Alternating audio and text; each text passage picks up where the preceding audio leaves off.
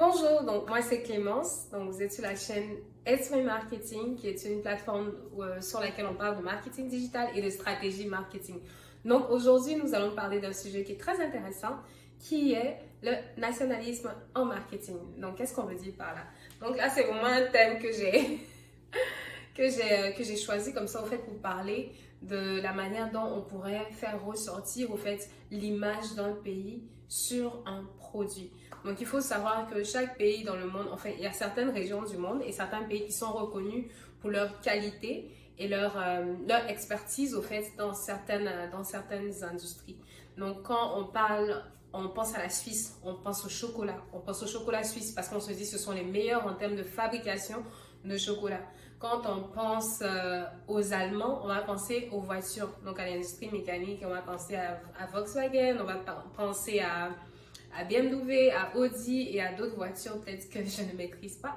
Donc, lorsqu'on va penser à la France, on va penser cuisine, donc cuisine sophistiquée, cuisine 5 étoiles, on va penser vraiment à tout ce qu'il y a comme de produits raffinés en termes de goût alimentaire.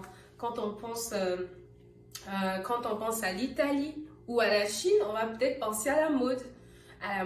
Peut-être à la Chine, on va penser à la mode avec des marques comme Versace, comme Gucci et comme Balenciaga. Je pense que c'est italien aussi.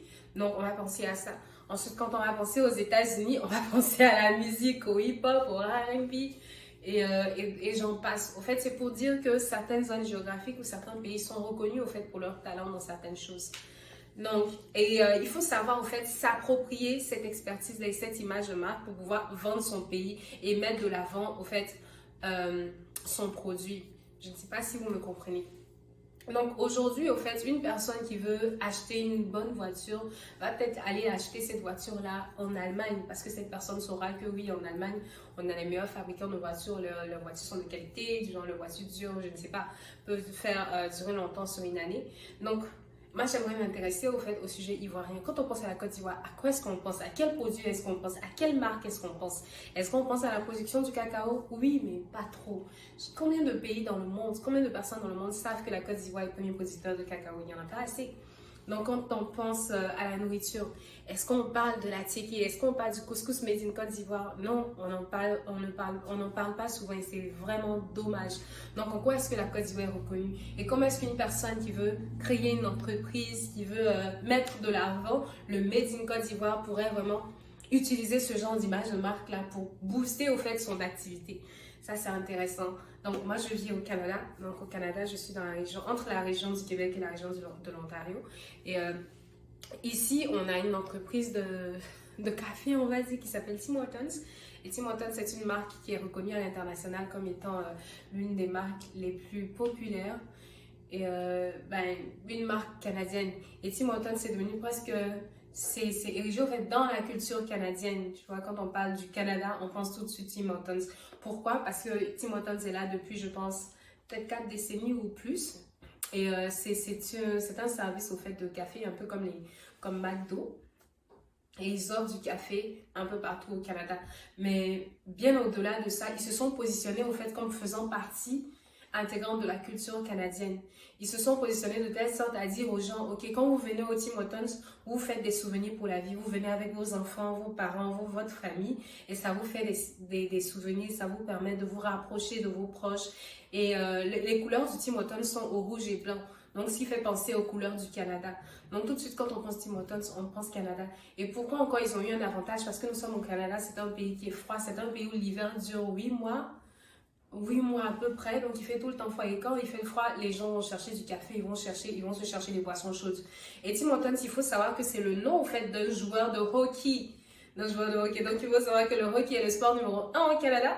Donc, je pense que lorsque le temps était venu de créer la franchise, la chaîne de café, je pense que le propriétaire, je ne sais plus c'est quoi son nom, est allé a fait appel à Tim Hortons, qui était le joueur de hockey le plus populaire de son temps, en fait. Donc, et a donné son nom, au fait, à la branche. Donc, est-ce qu'en Côte d'Ivoire, on pourrait faire un truc comme ça? Est-ce qu'on pourrait appeler une chaîne de café Didier Drogba? Bon, on a déjà la bière. Oui, je me souviens. On avait une bière, je me souviens. Ben, est-ce que c'était la 66? On avait une bière qu'on avait appelée Drogba. Mais c'était Drogba dans la bouche des gens. C'était pas Drogba par écrit. C'était écrit nulle part. Donc, est-ce qu'on pourrait prendre un produit, par exemple, typiquement ivoirien, comme un savon made in Côte d'Ivoire, qui ont des vertus vraiment qu'on ne trouve qu'en Côte d'Ivoire, comme le beurre de karité, par exemple. Ça, je suis au Canada et je suis en contact au fait avec des gens de différentes régions, de différents pays. Et les gens me disent souvent que oui, en Côte d'Ivoire, il y a le meilleur beurre de karité. Le beurre de karité qui est le meilleur, ça vient de Côte d'Ivoire. Donc, est-ce qu'on pourrait pas, au fait, utiliser, je sais pas, prendre le beurre de karité et mettre dessus le nom d'une personne de culture ou d'une personne qui a apporté beaucoup à la nation ivoirienne? Ça n'a pas besoin d'être au bas, hein. On peut utiliser une autre personne. Pas besoin aussi de mettre Olivia Yassé. Non, merci. Ça peut être une autre personne. Ça peut être François Louga. Je dis ça, je dis rien. Hein? Donc, mais pensons un peu à ça. Donc, quoi et pourquoi est-ce qu'on veut être reconnu en Côte d'Ivoire? Est-ce qu'on veut être reconnu comme la nation qui fait des buzz? Non, je pense pas.